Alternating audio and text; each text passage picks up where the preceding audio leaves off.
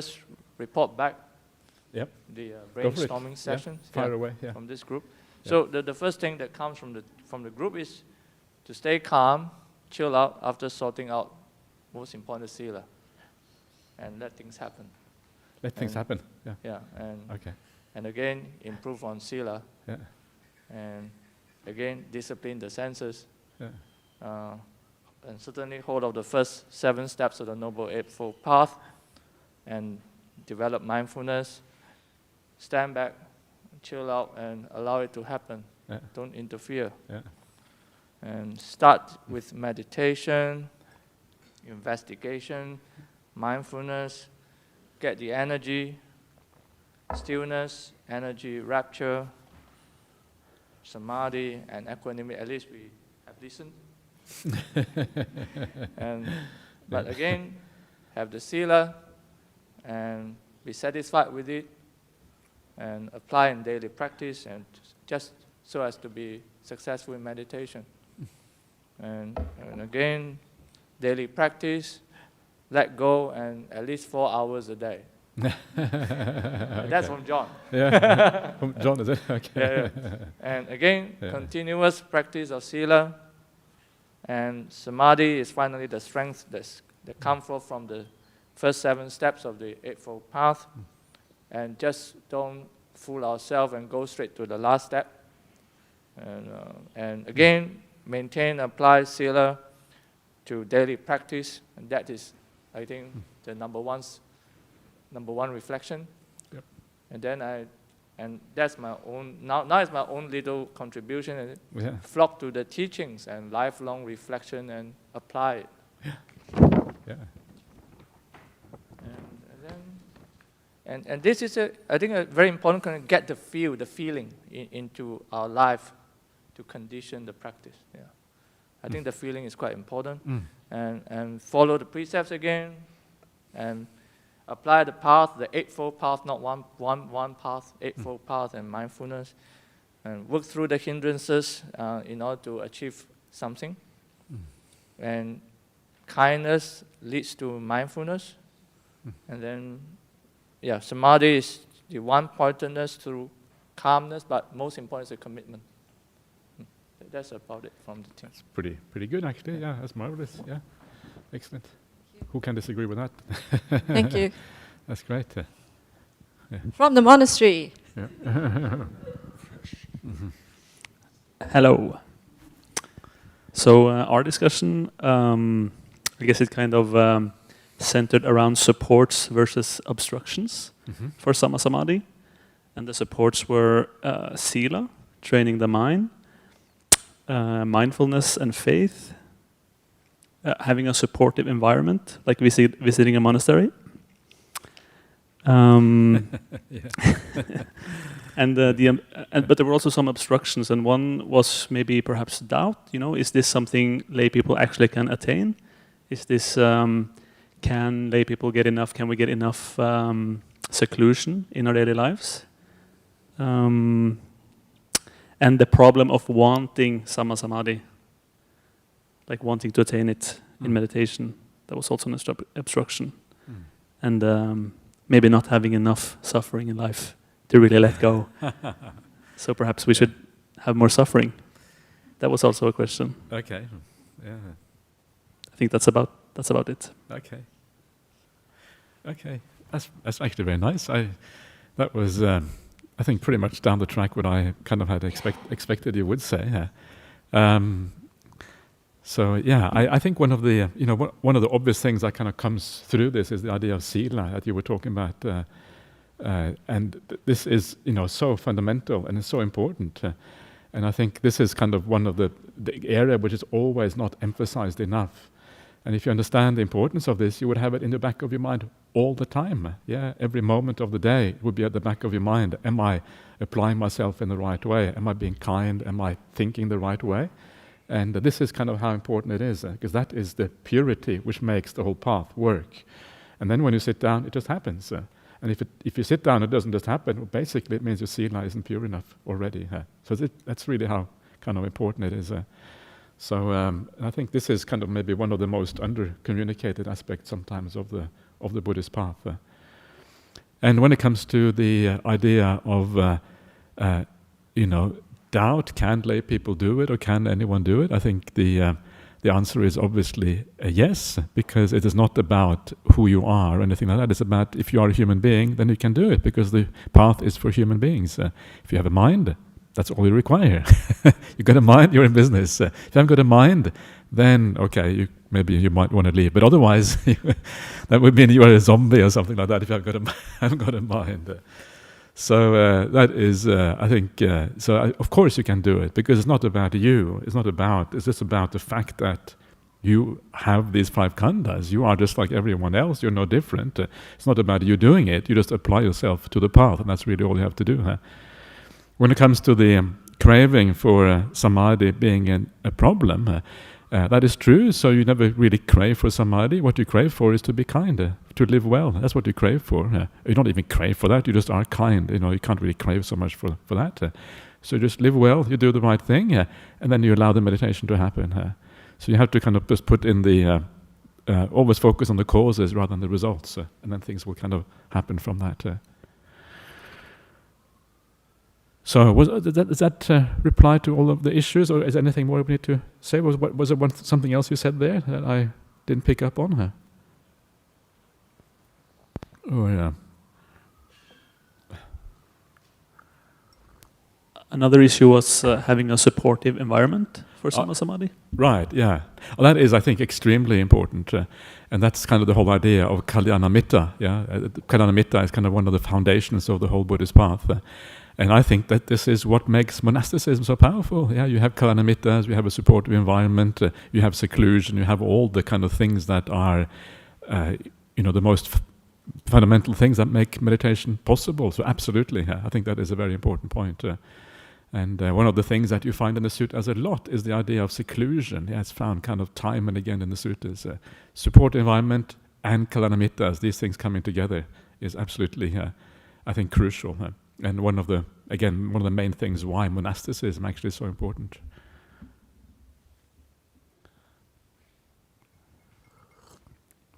All right, so I'm glad. I think kind of we are good. I just wanted to test you. That's why I suggested that topic, because I wanted to see what was going on. So that's really nice. So let's carry on with the second half of today's workshop. So break is finished. So we're going to just carry on a little bit about the importance of jhana. This is another little sutta that kind of drums home this point about certain things of the Dhamma that really are kind of primary. And so this is from the Anguttara 4s, numerical discourses, the 4s, and it goes as follows. Mendicants, these 4 footprints of the Dhamma are primordial, long-standing, traditional, and ancient. So in other words, these are kind of almost like eternal principles that have to do with the spiritual life. If you want to know what are the core aspects of spiritual life, well, this is one way of looking at those core aspects. So another, again, quite interesting. So do you know the answer already before we get there? 4 aspects, right? Now the Eightfold Path can't be those ones, because that's 8. That kind of doesn't work. 4 Noble Truths, maybe? Maybe not. 4 Brahma Viharas? Yeah, maybe. So this is interesting. What are these 4? Yeah, that the things that are kind of critical for the spiritual life. I always, I'm not going to say it too quickly, because too quickly you won't remember it. Kind of this, if you go slowly and kind of build up that suspense. What are these 4? Jeepers, I wonder, what could they be? What was that? 4 jhanas, that's an interesting one. Maybe not. Any other ideas? What might these 4 be? The 4 primordial, long-standing traditions, ancient, that are kind of core aspects of the spiritual life. What was that? 4-fold.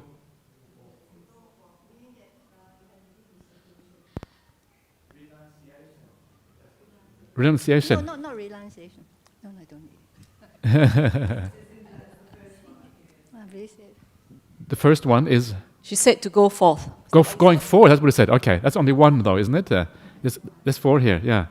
Okay, that's an interesting one, isn't it? Going forth, yeah, okay. It's not Ajahn, actually, you want forth, so go forth, then go forth again, and 4 times. Yeah. Many times going forth. Okay, so 4 lives in a row, is that what I mean? No? Yeah.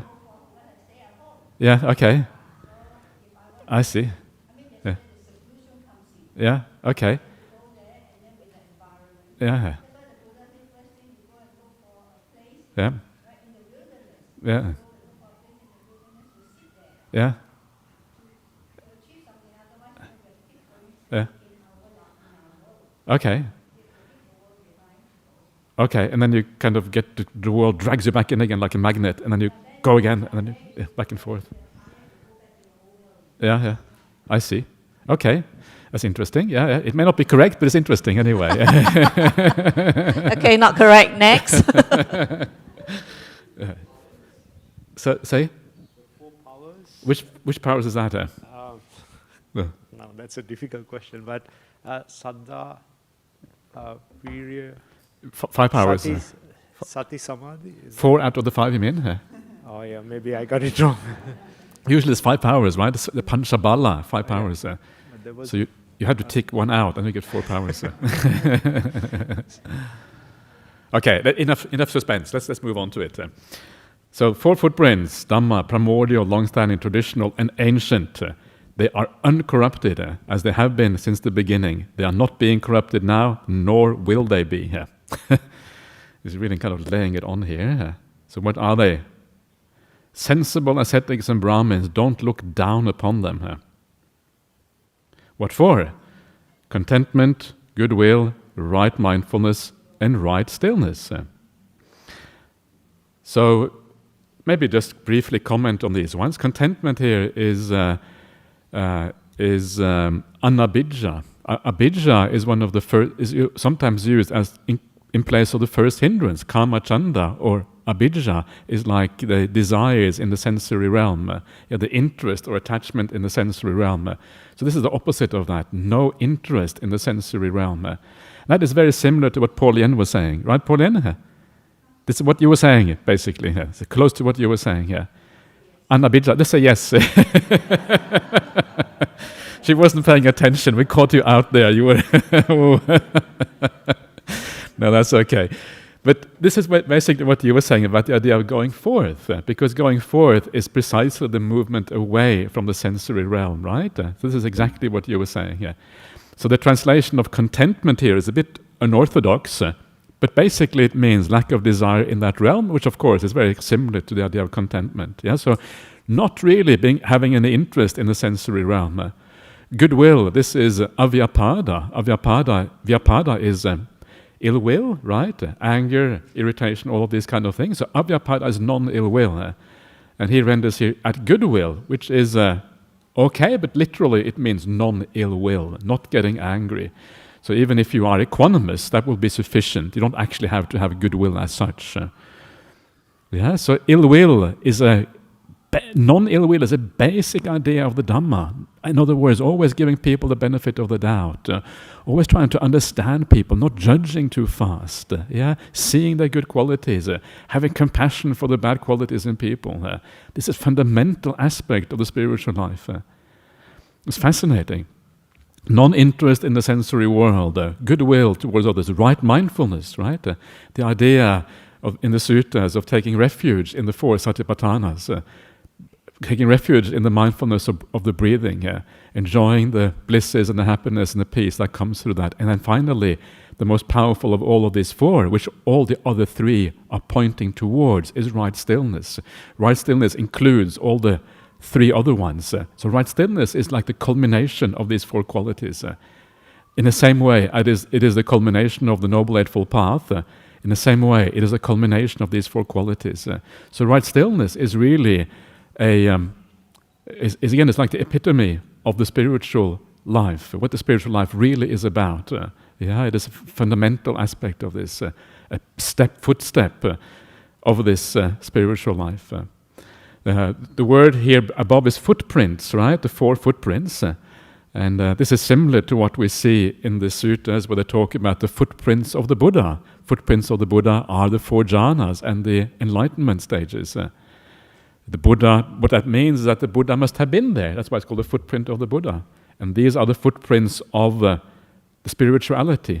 If you are a spiritual person, this is what you can expect, or should expect, or should aim for, or should practice towards, or whatever. It's quite nice, isn't it? I think so anyway. Whatever you think, I think it's nice. I apologize for being naughty. I have a teacher who taught me how to be naughty. Okay. Well, contentment again is this idea of abhijja, of not having any interest in the sensory realm. So what that means is that you understand the sensory world is inherently problematic. It is impermanent. It is always going to let you down. And when we're talking about the sensory realm, it's actually very useful to think about it in the large scale. Very often when we talk about sensual desire, we think about relationships, or we think about, indulging in food or entertainment or whatever. But actually, it is really about the whole sensory realm. So right now, what are you experiencing now? This is part of that sensory realm. So why is this problematic? Well, this is problematic because before you know it, the Buddha society doesn't exist anymore.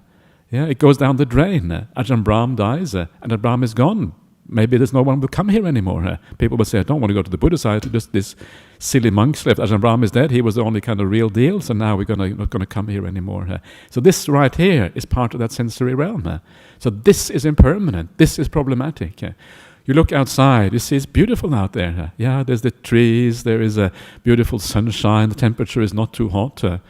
And then 10 years down the track, maybe it will be a desert here because of climate change. Look outside, it's impermanent, it's unreliable. We don't know what's going to happen to this place.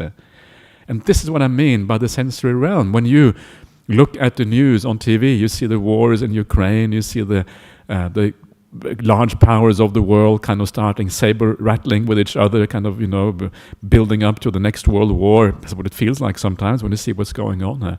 You see all the environmental problems in the world, the refugee crisis everywhere, the little wars going on in many different places around the world. And all of this is just an aspect of that sensory realm being problematic. It's a large-scale thing.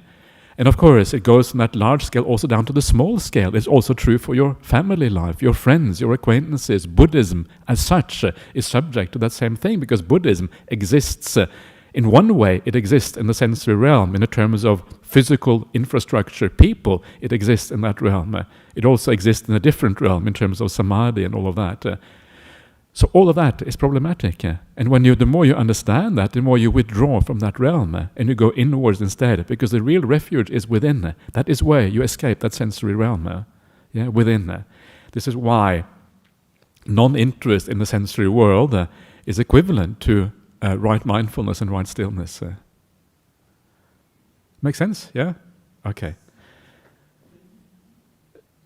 Shall we just carry on a little bit longer, Prem, before we say anything more? I should have said that straight away. So that was my mistake for kind of.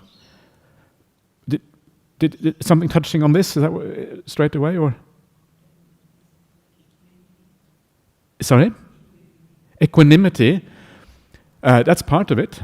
Yeah, that's part of it. Contentment is not, I don't really, there are other words in the suttas that mean contentment. Santuti means contentment. That is kind of the word, usually, that means contentment. This really means non-desire. Non-desire in the sensory realm, that's really what it means. So does that include equanimity? It includes that, but it doesn't really mean that, but includes that, yeah. Yes, yeah. Okay, let's move on before we get too sidetracked here. So, okay, I can't remember what comes next. It would be exciting for me. Okay, so just a quick look at the frequency of the jhana in the four Nikayas. Because we often talk about how important are they, and sometimes you need to kind of do what you might call a statistical analysis to see how often these things actually exist. And sometimes that's kind of interesting to do. And if you have the right tools that I have, then it's quite easy to do this kind of things. So this is a comparison of different kinds of samadhi. There are certain types of samadhi that are sometimes said to be able to take the place of jhana in the suttas. Yeah? So is that really true? And then this is what I want to kind of have a look at. So jhana, roughly, this is the 4 main nikayas, the 4 main scriptures that we refer to, the long discourses, the middle discourses, the connected discourses, and numerical discourses. And I counted the word jhana occurs over 900 times. That's like a lot, right? That's like almost, not every page, but I mean, it's like every other page, every 3-4 pages, whatever, you have the word jhana. It's like, basically, it's like everywhere, that's what it means, really. Yeah. It's pretty amazing. Yeah. So now let's have a look at some of the other samadhis.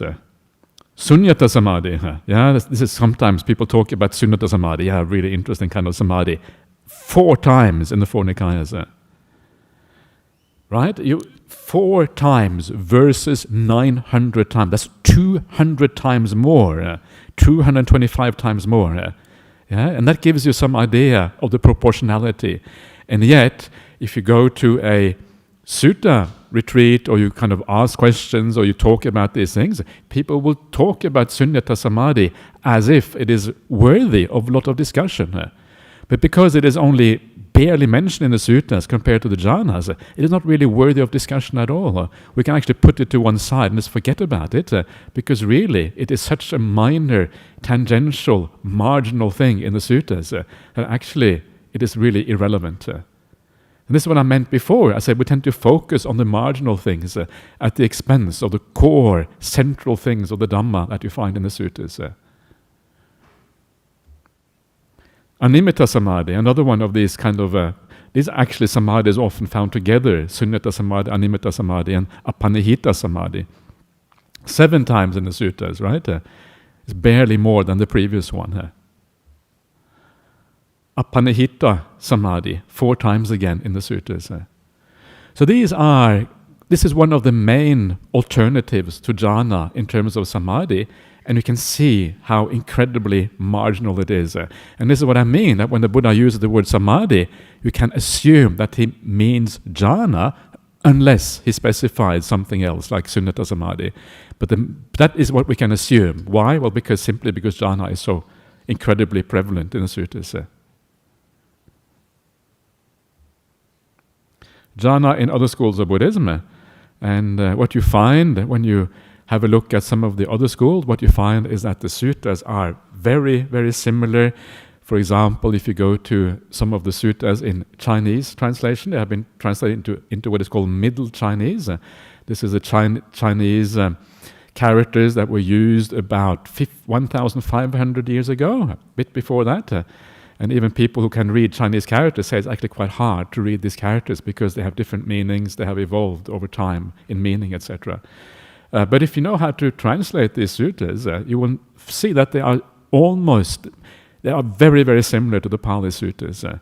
And so you can say with a fairly high degree of certainty that these other schools of Buddhism, Sarvastivadin school, Dharmaguptaka school, Mahasangika school, all of these schools that actually have suttas translated into Chinese, in Sanskrit, in Gandhari, some of them in Tibetan, find basically it is almost, you can almost substitute it for the Pali, and you have the same thing essentially.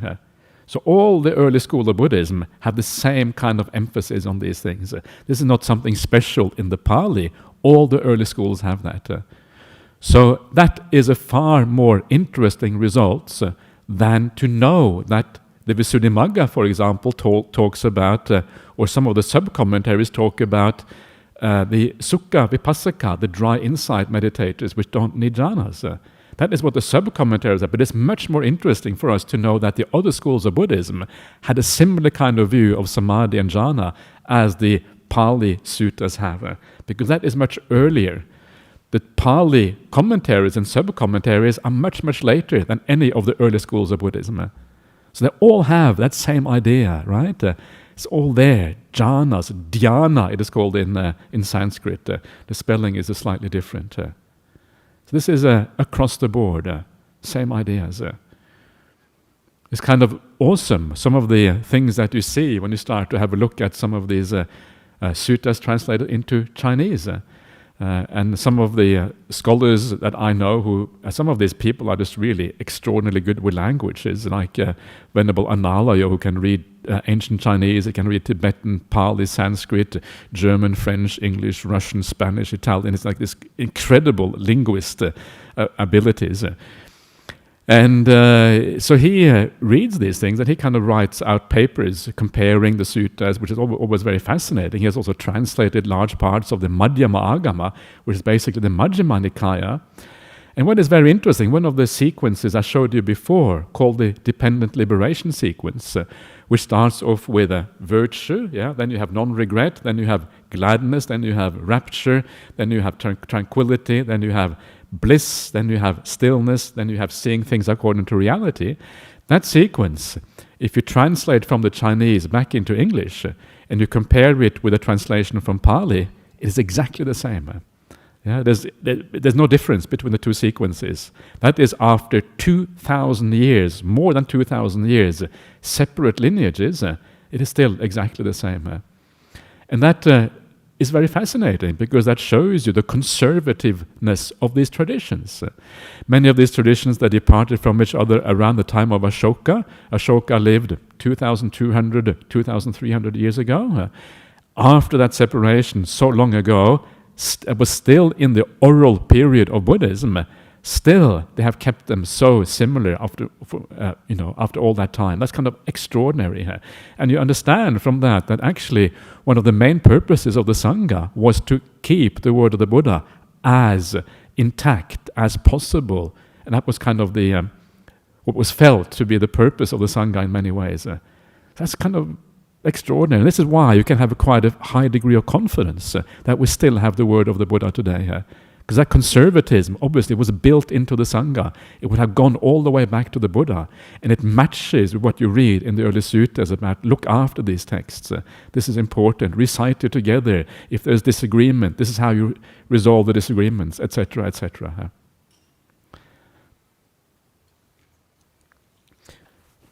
Okay, so let's see what comes next. Okay, so now we come to the meaning of the word samadhi. And this is like just a little bit of a play with the word, just to see what the actual Pali word means. So samadhi is built up in this particular way. You can see here the Sammāda or Sammādhi. And this is kind of a classical way that Pali words are built up. You have the da at the end. The da is considered the root. This is the main meaning of the word, da or di on the end. And the two ones before that, the sam and the a, they are called prefixes, right? So the root, most important meaning here is the da, which is the root of this whole word. And what does that mean? And it means something like this. To direct or fix the mind or attention upon, to think of, to fix or resolve upon. Which kind of makes sense. We're talking about samadhi, we're talking about the mind being fixed on something, resolved on something. It kind of fits very well with how we normally think about the idea of samadhi as kind of concentration or one-pointedness or something like that. So that rings a bell, right? It kind of makes sense. But there's another interesting meaning of this word, which perhaps you haven't really considered before. It can mean splendor, according to the SED. SED is the Sanskrit English dictionary, and a very useful dictionary to use when you want to check up on the meaning of some of these roots. It can mean like a splendor. And when you read the suttas, one of the things that you find about samadhi is that sometimes it is said to be pabasara. And pabasara means like radiant. The mind is radiant. This fits very well with this particular meaning. The radiant mind is the mind in samadhi. It's a mind free of all the darkness and the negative influences on the mind. It's a splendid mind. So develop that splendid mind in your life. Kind of nice idea, isn't it? It's the splendid mind. I like that idea. So one of the translations I remember that Bhante Sujata came up with for jhana was illumination for jhana. So jhana, that was his initial translation. He changed it later on, but illumination was one of the translations that he used. That's kind of nice, isn't it? I like that idea of illumination. You illuminate things. When you illuminate, you see things clearly. You know what's going on. It is like turning on the light, and this is a very common metaphor also for awakening in the suttas. The awakening is like the light being turned on. The aloka. Aloka is Dhammaloka, right? This is right here. The light of the Dhamma, it's the same word. And the light going on, seeing the reality of things. So Samadhi has this. The most important thing is the idea of resolving, of being fixed on the object, but it also has a little bit of the idea of a splendor to it as well, something illuminating going on here. And then we have the prefixes. Sam is a prefix which means to bring together and to collect. It's a very common prefix in the Pali. It always has this meaning. Again, it kind of fits very well with the idea that we have of samadhi, the idea of something being unified and collected together. Some prefix. And then we have the a prefix, which denotes personal relationship with the object. And that means perhaps, we shouldn't overinterpret this because sometimes it's easy to read too much into these little things. But it could mean perhaps that you have a personal acquaintance with something. Samadhi is very much a very direct and powerful and immediate object because your mindfulness is almost perfect at this particular point. So it's a very powerful experience. It's very immediate, very personal in that sense. That kind of also makes sense. You're touching something profound. So this is the background to the idea of samadhi. The touching, attending on things. So based on that background and based on what we know about samadhi, what are some good translations of this word? So here are some of the standard translations. And one translation that has been used very often is the idea of concentration. And you can see from the previous ideas why this will work, because it is attending on something, focusing on something, being resolved on something. And concentration has that idea. It has the idea of being resolved on something. You are staying with something over time. But concentration, as Ajahn Brahmali likes to point out, also has some very big downsides because it often has the idea of willpower related to it. And the willpower is always problematic, especially the deeper the meditation goes, the more automatic it should be, the less willpower should be involved. So we need to look at alternative translations. Immersion. I guess you all know. Does anyone not know whose translation this is? This is, again, Bhante Sujata's translation for samadhi. And again, it's kind of interesting. It's a little bit like concentration, but it lacks the idea of willpower. You are immersed in something. And the idea is that the mind doesn't go outside of the thing that you are immersed in. It doesn't go out to the five senses. It is immersed in that experience of samadhi. It's like being immersed in water. You're fully covered by water. In this case, you're fully covered by the bliss and tranquility and the energy and all the good qualities of samadhi. This is the idea behind immersion. Is it a good translation? Well, I guess it depends on your inclination and your biases. Do I like it myself? It's nice. It's nice as an alternative, but I don't think personally I would choose it as my main translation because to me it's maybe a little bit too academic, perhaps. Maybe I'm just not sophisticated enough. I'm too simple. I'm like just a peasant boy from Norway. So,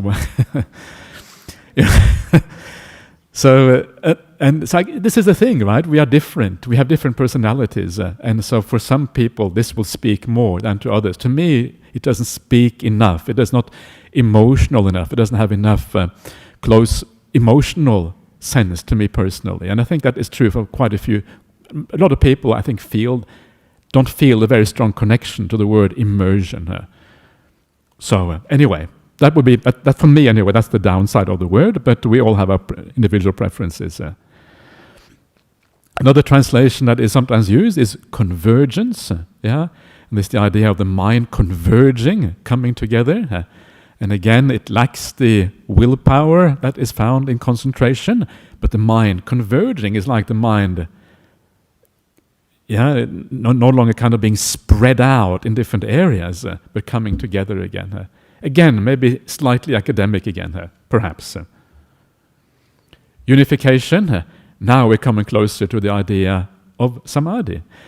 Samadhi is defined in the suttas as chittas ekaggata, or chitta ekaggata. And ekaggata means one-pointed. Agga is a point, and eka is one. So it means one-pointedness. Ta on the end is the ness ending. Ekaggata. And chittassa means of the mind. So one-pointedness of the mind. The mind is pointed in one direction. That is the first kind of jhana, which is called ekaggata. The second jhana is called ekodibhava, or ekodibhuta. And ekodibhuta means literally having become one. And this is really unification. Unification means having become one. And this tells us a little bit about, we'll come back to this later on, about the difference between the first jhana and the second jhana.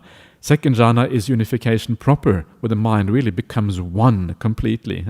The first jhana is one-pointed, but not one-pointed to the point where one-pointed to the point. Okay, one-pointed to the point where you are fully unified yet.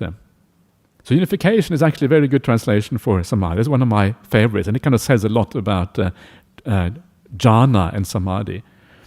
But let's come to the translation I've been using here. This is the last one. This is stillness, and right stillness on the Buddhist path. And I follow this in large part because this is what Ajahn Brahmali uses, and being a good disciple, I just follow along what he says. And to me, the nice about stillness, it has to me a very powerful emotional connection. Because we all know to some extent what stillness means. Stillness means peace. Stillness means tranquility. Stillness means a sense of ease. Stillness is a very positively laden term for most people. Of course, it is important that we don't take it too lightly. Stillness. I remember. Anyway, some people would say that stillness is too ordinary, it's too mundane. Everybody uses the word stillness. You go to the forest, you experience a still day in the forest, and it's not such a big deal. But of course, all the words that we use have both mundane sides and more profound sides. With a lot of words, like we use happiness, for example. Happiness means anything to anyone. It can be very mundane. Are you happy? Sure, I'm happy. I'm happy having my coffee, or it can mean something very profound, like the Nibbānang Paramang Sukhang. Nibbāna is the highest happiness. So stillness has all of these degrees to it. And when we talk about stillness in samadhi, we're talking about profound stillness in a sense. So to me, that is, I think I agree with Ajahn Brahmali that this is also my preferred translation of samadhi. It's not, it doesn't, samadhi, we have seen the meaning of samadhi in terms of the constituents of the words, and you can argue it doesn't really mean that. It doesn't mean attention or concentration. But the point is that the meaning of samadhi is a meaning that really comes out of the context of the spiritual path. And the context of the spiritual path, samadhi can be said to mean many different things, and stillness is one of them.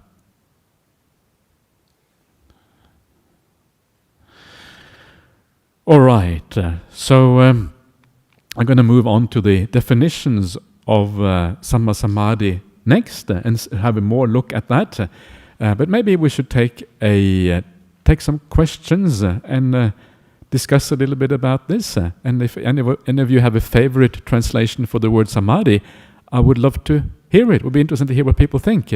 People have their own kind of ideas about this. So anyone want to say anything here?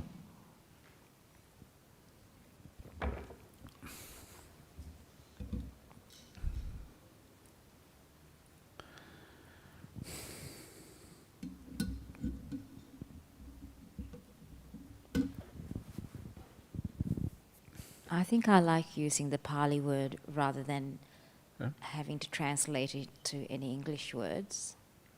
Go back to the word samadhi because it's experiential.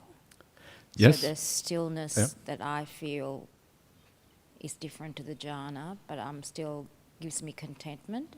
To me, samadhi is that which I can reach, and I'm happy with that. So to me, the word samadhi is the most appropriate word. Yeah. That is one way of doing it, is to actually leave the Pali words as they are and not translate them. And of course, what is interesting, if you look at the Oxford English Dictionary, there's more and more Pali words going into the Oxford English Dictionary, right? There's kind of the gradually expanding the number of Pali words. So you find things like Sangha, of course, Dhamma, you find Jana, you find Samadhi in there, you find Kamma in there. And actually usually more like Sanskrit words, like Karma, Dharma, and Nirvana, and these kind of things. So actually the number of Pali words is actually growing, yeah. So I think that would be acceptable. If it is in the OED, then I think it's okay to use it. But it depends on, I think, the purpose of the translation, why you translate. And I think it is possible to have many different kinds of translations. So one type of translation would be like a translation which is for people who are already practicing, already have some idea, understanding of Buddhism. Then there can be translations for beginners, for people who are just coming out. And if they encounter too many Pali words, I might turn them off once and for all. They might say, Buddhism is not for me, it's incomprehensible jargon, I'm going to go somewhere else, I'm going to become a Christian or an atheist or a Muslim or whatever, anything except a Buddhist, right? So then it's one, so you have to be careful not to turn people away. So it depends on, I would say, who we are trying to reach and what we're trying to do. So, but yes, it is certainly one way of solving that problem. I agree with you. Lehar? Yeah. Prem, okay, yeah. Ajahn, samatha is also translated as calmness and stillness as well, isn't it? Yes, samatha is another word. Samatha is very closely related to samadhi. Yeah. So why do we say samatha meditation, not samadhi meditation? Because samatha is like a process of calming. So it means calm. It has many different stages to it. So for example, you can have a calm that is kind of just beginning, you can have calm that is very profound. So calm is calm is what you do to get samadhi. Samadhi is a particular state, it's a particular end product. So you use samatha to reach samadhi. Okay. Yeah? So this, one is the process, the other one is the result more. Thank you. Yeah. Hui Tong wanted as well. He had his hands up first. Maybe Hui Tong first, then we can go back to Eddie afterwards. Yeah. It's more of my personal reflection. When obviously I've been through all these words. I mean, especially concentration and so on. But the moment I see stillness, right? I see my gut feel is a raw jerk from within. It speaks everything about Chinese. Yeah. This comes from Chinese. Right, okay, yeah. So why suddenly it appears in English? This comes from Chinese. Yeah. This is how my ancestors would have translated it. Samadhi, yeah. Oh, yeah. Right, I remember that. Right, exactly. Yeah. And in fact, as a young boy, as a matter of reflection, because I came from, I was taught by the Chinese monastics. Yeah. And they taught the Samadhi practice as a very natural, gentle practice. Yeah. And in fact, I have a cultural conflict when I come to Theravada. Yeah. When I was first exposed to Theravada, it was a force-directed process. Yeah. And I had lots of problems and lots of physical reaction to that. It's a very contrived force, totally different from the way the Chinese monastic had taught me, and many Chinese monastics taught me. It's a very, very natural process from physical movement down to finally you sit down, and so on. It's a very natural process. And then finally when I see this, it reminds me of all the great Chinese monks and nuns, that they have never left me, as it. It says I left them. Yeah. That's just my reflection. Yeah, good. Okay, that's interesting, yes. So,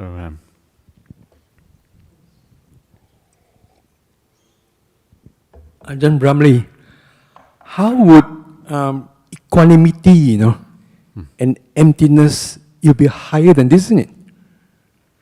It's higher than this? Yeah, then samadhi is lower, and from what I'm not good at jhanas.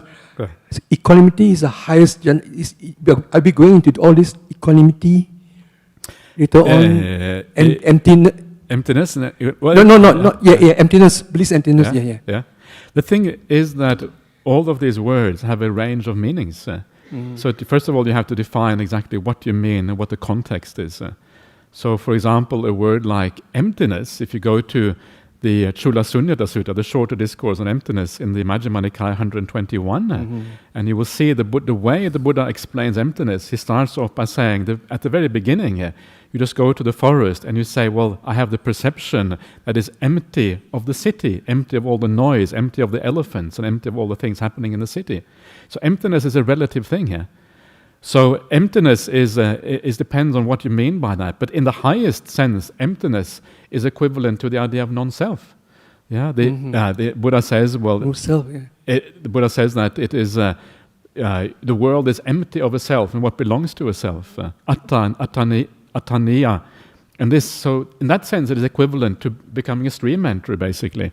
So then, of course, yes, it is higher than samadhi in that sense. So it depends on what you mean by these terms. Equanimity is the same thing. There can be a basic equanimity, which is the equanimity in daily life, where you are not attracted to the things around you, nor are you averse to them, but the mind is kind of evenly balanced. That is kind of a lower kind of, ordinary kind of equanimity. And then there's the equanimity of the jhana states, the fourth jhana, which then is really the part of the idea of stillness, the high degrees of stillness.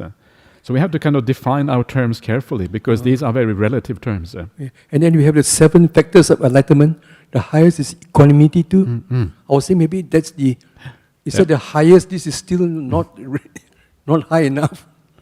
What is not high enough? Samadhi is not high enough yet, it's just one pointedness. And then there's a bliss and emptiness, which comes in the Mahayana, very much stated. Yeah. Have I answered the question, or are you? Oh no, I'm just sorry. Yeah. Maybe I'm just going. I'll just say, how would the equanimity and emptiness fit in? Or are we going to go into this later on? Yeah, I already tried to. Okay, but again, as I said, emptiness is relative, depending on exactly what you mean by it. You have to define it first of all, right? Like I just said, there's lower emptiness, a higher emptiness. The same thing with equanimity. So you have to be careful how you deal with these things, but. Equanimity is really the outcome of the highest kind of stillness. And then, of course, stream entry comes from that. Like we saw before, Sammānyāna is the outcome of Sammāsamādhi. That's what it means, really. Okay. Yeah. Thank you. Yeah.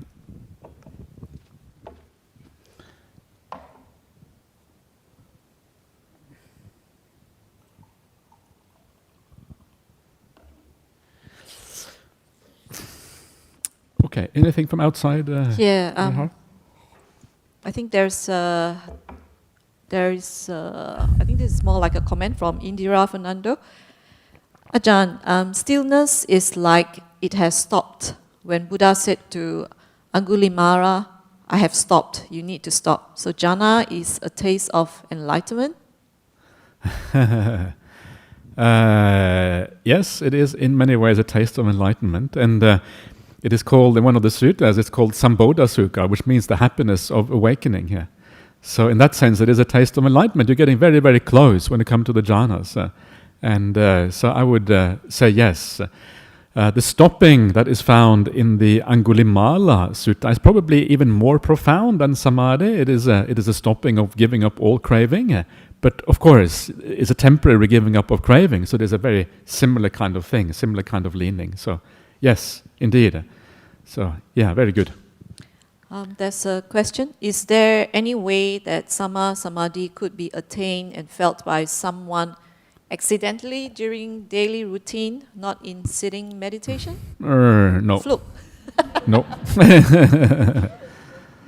And this is one of the things we're going to discuss later on, is that Sammāsamādhi is very profound, and this is kind of one of the things I was saying before. Is it jhana light or jhana heavy? Is it jhana commentarial jhana or sutta jhana? What does it actually mean?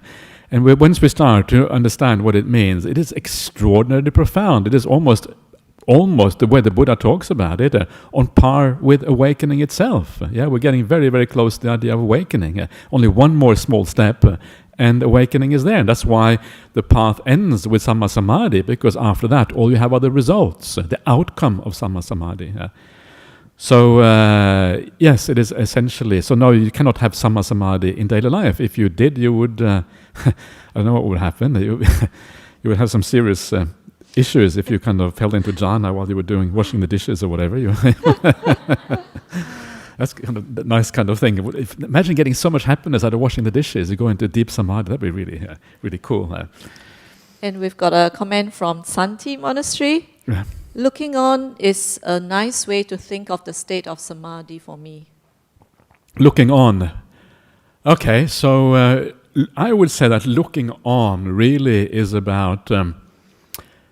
That's what upekkha is about, yeah? Because upekkha is this idea of standing back and looking on. True, samadhi is also looking on, but even more neutral, even more balanced would be the upekkha. That's kind of the highest degree of looking on. So I would say that samadhi, yes, it is looking on, but the emphasis with the samadhi is not so much the looking on. It is more, the emphasis is more on these other factors that we have seen, the stillness, the happiness, the unification of mind. These are the qualities that really are the kind of the critical ones for samadhi. Looking on is more the ability to, anyway, that's the way I would tend to look at it. The idea of standing back and being able to see things with the clarity of attaining insight. That is kind of the purpose of upekkha later on the path. And I think one last one, I think Raymond, he offered a simile. So he said it's like putting down the cup of water and let it still. So that's the best simile for samadhi, like what Ajahn Brahmali always says. Yeah, absolutely. So that's a good Ajahn Brahm disciple. So thank you, Raymond, for being the being the Ajahn Brahm disciple. It is actually a very nice simile because the idea of holding on, that's like concentration. You hold, and how can I hold this cup absolutely still, right? And you realize actually it's impossible to hold anything with absolute stillness because the hand is always going to shake at least a little bit. No hand is 100% still. The only way to get it to be still completely is to let go. So it actually is a very beautiful simile. Then the cups become still. You allow the object to be. You allow the mind to be. Then stillness happens by itself. Okay, let's do 5 minutes of just meditation, just to chill out a little bit.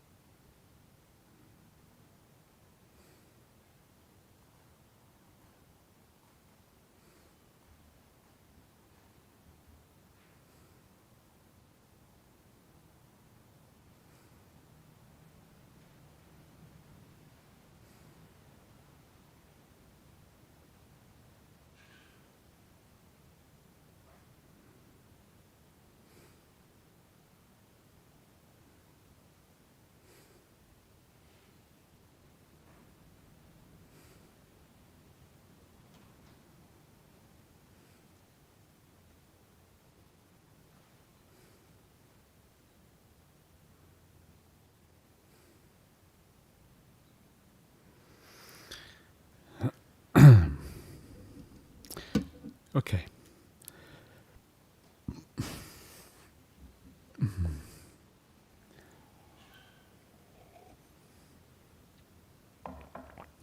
Okay, everyone, so let's carry on.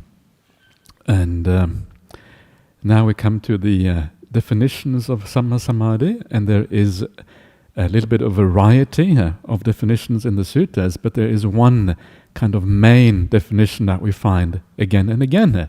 And this is especially when it comes to the definition on the Noble Eightfold Path. The Buddha actually defines these terms very carefully on the Noble Eightfold Path. And this is the first one we will have a look at, how it is defined on the Noble Eightfold Path. And I think you probably know the answer already. It's not going to become as a main surprise what this definition is. So here we go. And what is right stillness? Yeah, what is Sammāsamādhi?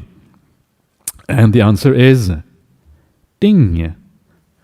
First jhana, surprise, surprise, is when a mendicant, quite secluded from sensual pleasures, secluded from unskillful qualities, enters and remains in the first jhana, which has the rapture and bliss born of seclusion, while placing the mind and keeping it connected. So this is the standard formula that you find for the jhanas in the suttas. You find it everywhere. It's always exactly the same. If you go to the Chinese and they go to other languages, again, there is no difference in the way this is spoken about anywhere. It's basically the same formula that we find. And so for that reason, this formula is very interesting. And the information that is contained in this formula is actually the pointers to what these states really are about. So it deserves a lot of careful study to understand the content of this thing. And this is what we will look at in large part in the third session of this workshop. We're going to look at the very clear definitions of what all of these little details here actually mean. But I will give you a quick preview now as to what really is significant here. So it starts off by quite secluded from sensual pleasures. And the meaning of this may not be very obvious to you, but the meaning of this actually is secluded from the five senses. And we're going to show why this is the case on the very last part of this workshop. And it gives a different feeling to it, right? Secluded from sensual pleasures, it just sounds like you're not enjoying the five senses. It doesn't sound very profound necessarily. But if you are completely secluded, completely away from, completely separated from, completely apart from the five senses, well, then you're talking about something pretty profound, where they have no access to anymore. Secluded from unskillful qualities. Well, this will be like the five hindrances, So no five hindrances. Then, based on that, that is the foundation for then entering and remaining in the first absorption, which has rapture and bliss born of seclusion. And this is another kind of fundamental phrase that is really important to understanding what the first jhana is. It is not just rapture and bliss. Rapture is piti, bliss is sukha. So piti sukha is what we're talking about here.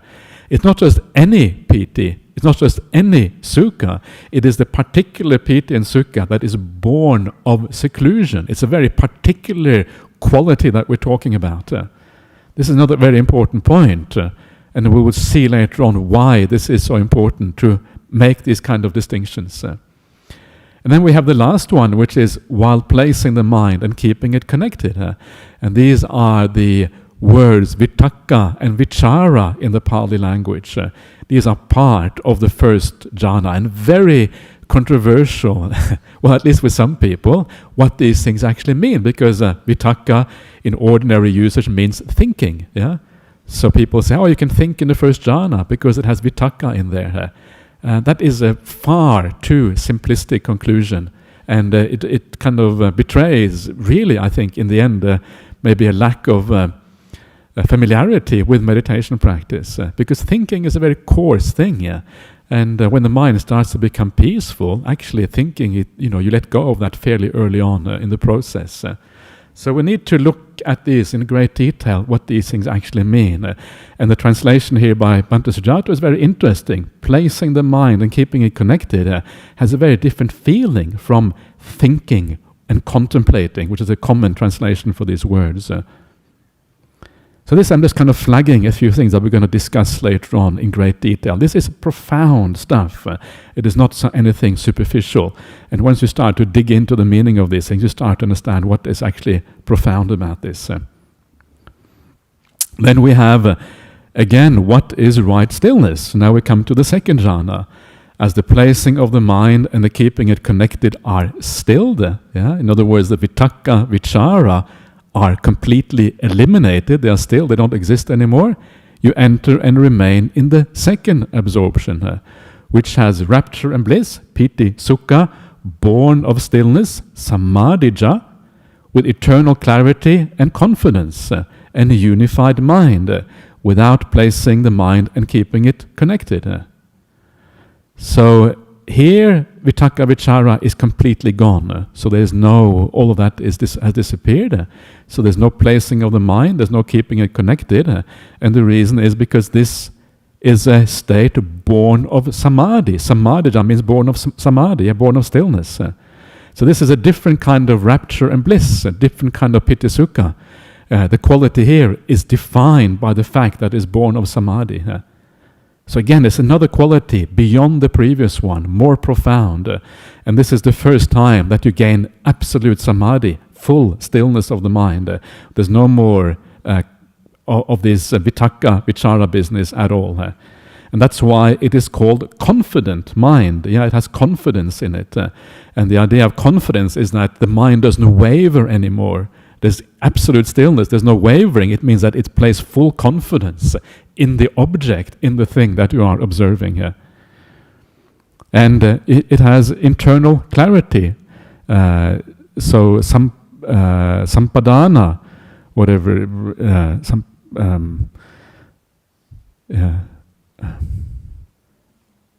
not sati sampajanya, anyway. I haven't got the Pali right here. But anyway, so in the clarity of the mind, this is kind of related to, I think, pasidati or something like that, which means clarity or serenity of the mind or something like that. It's just, the mind is clear and confident. There's no doubt anymore. So again, second jhana is part of Sammāsamādhi, getting very profound now. Third jhana is part of Sammāsamādhi, with the fading away of rapture. Piti is fading away. You enter and remain in the third jhana, where you meditate with equanimity, mindful and aware. This is where you have sati sampajano, personally experiencing bliss, of which the noble ones declare. Equanimous and mindful, one meditates in bliss, or meditates happily. So the third jhana experience, even more profound than the previous one. The rapture comes to an end, and all you have left is bliss. And you have this very interesting phrase here, kayena sukhang patisangvedi, which is here translated as personally experiencing bliss. Kayena, some people translate it as with the body. Bhante Sujato translated it as personally, and I think that is exactly the right translation, because it's nothing to do with the body anymore. The five senses have disappeared long time ago. So here we are dealing with personally or directly is another way of doing it, directly experiencing bliss, because the piti, the rapture, is gone away. All that remains is bliss. It's a direct, immediate experience of bliss. And it's only at this point in life that the Buddha says, okay, now you're happy. Now you have achieved happiness, which noble ones declare, equanimous and mindful, you meditate happy. Now you have achieved bliss for the first time. And this is the highest bliss that is experienceable by human beings.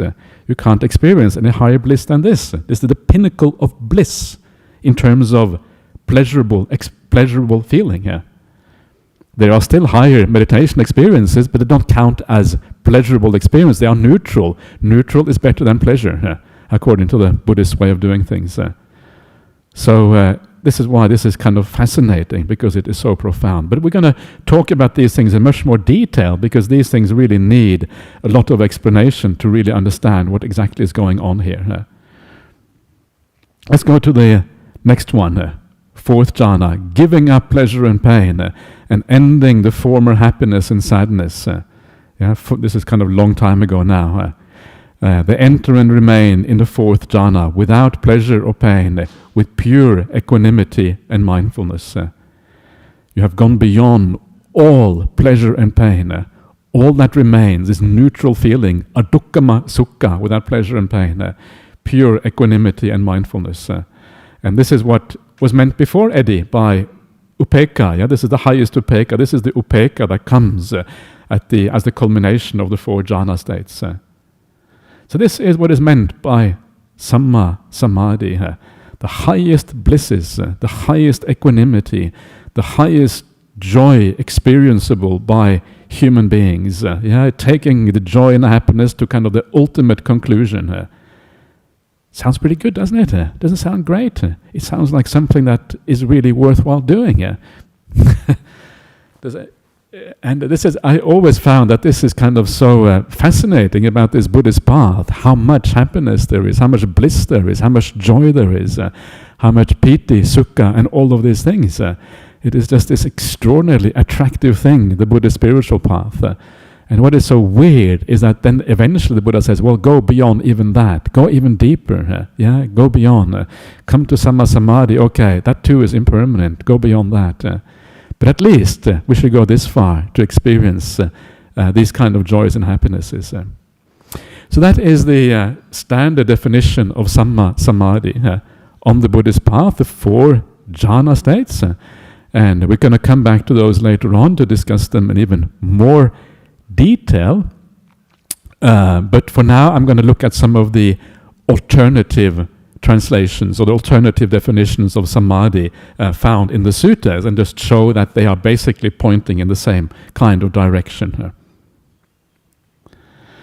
So this is an alternative translation.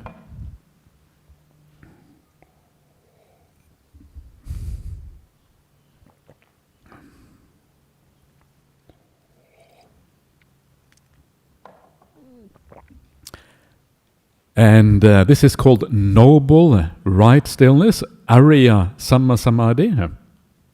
Why is it called noble? Well, the main reason is probably because this is achieved by noble people who are stream mentors, people who have a direct insight into the Dhamma. That's why things are called noble in Buddhism, and it also fits with the context of these suttas. That is what it means. So that's what I take it to mean in this context.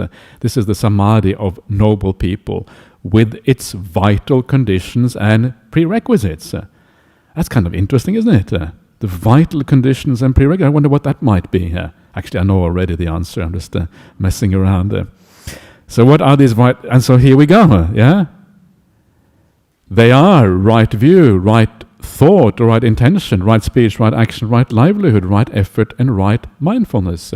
These are the right support, or these are the supports, or the prerequisites, or you can say just requisites, actually, because the Pali word is parikara. Parikara really just means requisite. Requisite is something that, in this case, something that imbues the quality of that samadhi. This is kind of the additional supports, if you like. It's another way of saying support, probably. So these are the things that are required for real Sammāsamādhi. It has to involve the other 7 factors of the Noble Eightfold Path. And because these 7 factors start with right view, and the person who has right view, of course, is the noble person, it is the Aryan person who has right view. So because that is the case, then right view is really kind of the thing that makes for Sammāsamādhi. The real Sammāsamādhi is based on right view. And from that right view comes all of these other factors of the Noble Eightfold Path. So when all of this comes together in one thing, that is when it's called noble right stillness. Ariya Sammāsamādhi. That is when everything comes together in a good way like this. So this is kind of important, and we'll see why it is important later on, because this is where we can distinguish between miccha samadhi and Sammāsamādhi, right stillness and wrong stillness. unification of mind with these 7 factors as prerequisites is called noble right stillness, with its vital condition and also with its prerequisites. Unification of mind, chittas ekaggata, like we talked about before. This is the definition of samadhi in the suttas. Chittassa ekaggata, one-pointedness of mind. When it has these 7 factors together with it, that is when it's called noble right samadhi. So what is this? Can we say anything more about it? How can we relate this to the jhanas like we saw before? Has it got any relationship with the jhanas? Well, actually it does. It is basically the 4 jhanas. It is just the 4 jhanas seen from a different point of view, and it is the 4 jhanas imbued with the other 7 factors of the path. So the 4 jhanas are kind of rounded out, especially with the right view. Right view is the critical one. All of the other factors are really required for any kind of samadhi, but right view is the one which is necessary for it to be real Buddhist Sammāsamādhi. That is the critical factor. So basically we're talking about the jhanas again. It is no different. And this is one of these things that, again, is important to remember when you do have alternative definitions of a term like this. It doesn't mean that they mean different things. It often means it is different angles on the same idea. And different angles gives you additional information about what it is. It doesn't mean an alternative or a different thing. It just helps you to round out your view or round out your understanding of a particular idea. And that is the purpose here as well. It's the same thing we're talking about, but it rounds out our understanding of what Sammāsamādhi is all about. And this is a very important principle again. This is the principle of understanding the rarer terms in terms of those terms that you find everywhere in the suttas. Rare things should be understood in terms of the majority. Then you are on the right track. And the same thing we're doing here. So this is an alternative, but also the same at the same time. Let's look at another alternative. This is called the faculty of stillness, the Sammādindriya. Indriya is a faculty, Samadhi again is the samadhi. So what is the faculty of stillness? And it is defined as follows. It's when a noble disciple, relying on letting go, gains stillness, gains unification of mind. This is the Sammādindriya. This is Vasagarammanang karitva samadhing labati chittase kaggata labati. So Vasagarammanang karitva, this means something like having created a foundation by Vasagga. Vasagga is letting go. What is it that we let go of? Well, what we mainly let go of is the sensory world, right? Sensory world is the primary thing that we let go of.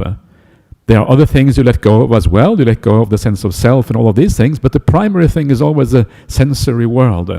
And Vasagga has that kind of idea of relinquishment, giving up in that particular way. And this is very similar to the idea of viviceva kame that we saw before, giving up the 5 senses. Similar kind of thing here. So you build up a foundation. Arammana is a foundation. You build up a foundation by letting go, understanding the drawbacks of the 5 sense world, doing the sabba loka anabhiratasanya, seeing the downside of the whole world, of the whole sensory world. And based on that foundation, you gain stillness, you gain samadhi, samadhing labati, you gain unification of mind, chittasa ekaggata labati. These two being synonyms. The one-pointedness of mind and stillness being used in exactly the same way here. So again, this is an alternative way of thinking about things. Here the emphasis on the idea of letting go, of abandoning things. The more things you abandon, the easier it is going to be to attain samadhi, because it's the holding on of things in the world that is problematic. But is it different? Is this different from the 4 jhanas? And the answer, of course, is no. Because the same indriya is also defined in terms of the 4 jhanas. So And then, of course, you get a lot of people writing, well, why is there two different definitions? Does it mean that there is kind of alternative kind of samadhi? And of course, the answer is no. The answer is simply that these are just alternative angles on approaching the same idea. And the four jhanas really are the backbone here as well as it is everywhere else. So this is, I think the main reason I'm going through this is just to give you different angles on the idea of Sammāsamādhi and to show how we should interpret these things, how we should compare them to each other. So maybe, I hope you don't find this too boring. I apologize if you do, but to me it's really exciting. So I hope you will forgive me indulging in this a little bit. One more. So it reminds me when I travel sometimes, in some places they really love to take pictures with you. And Indonesia is #1 picture-taking country.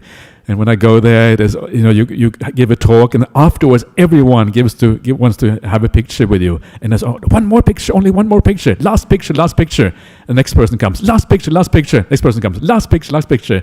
Only one more definition of Sammāsamādhi here. Last one. It's very funny when that happens. Okay. So the first absorption has 5 factors, and this is a very standard definition that you find in the suttas, the idea of 5 factors of Sammāsamādhi, and you find this particular definition is found in Majjhima Nikāya 43, the Mahavedalla Sutta. And so it says, when the mendicant has entered the first absorption, these are present. Yeah, these 5 factors. Ding! Placing the mind, and probably now becoming familiar for you. Keeping it connected, right? You heard this before. Rapture, piti. So placing the mind is vitakka. Keeping it connected is vichara. Rapture is piti. Bliss is sukha. And unification of mind, chittassa ekaggata, is the last one. These are the 5 factors of the first jhana according to Majjhima Nikāya 43, the 43rd sutta of the middle-length sayings of the Buddha. And this is kind of a standard definition that you hear about when you become kind of acquainted with the Buddhist world. This is a very standard set. And so what does this actually mean? Now, one of the problems with this, and this is what you sometimes hear. You hear people saying, well, to know whether you have the jhana or not, you just have to ask yourself, have I got the 5 factors of the first jhana? And if you got the 5 factors, then you're in business, you got the first jhana. But actually it's not as simple as that.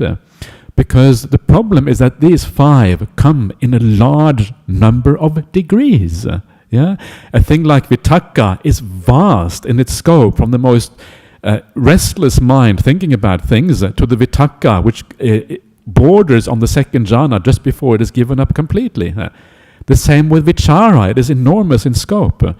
Rapture is something that you can get fairly early on in your meditation. Yeah, you feel rapturous, you feel the kind of the energy and the bliss going through the body. It starts fairly early on, and then it increases and expands and becomes more and more powerful and strong and deep and still and all of these things. And it goes all the way to the second jhana. So which rapture are we talking about?